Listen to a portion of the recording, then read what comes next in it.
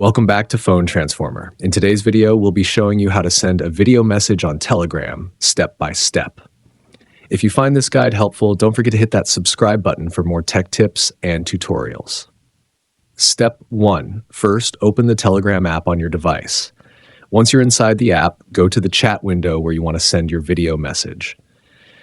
Step 2. In the chat window, you'll see a microphone icon. Tap on it, and the icon will change into a camera icon ready for recording. Step 3. Now, press and hold the camera icon to start recording your video message. Keep holding the button as long as you want to record. Step 4. While recording, you can switch between the front and back cameras by tapping the camera switch icon. This lets you choose the best view for your video. Step 5. Once you release the camera icon, the recording will stop and the video will automatically be sent to the chat. And that's it.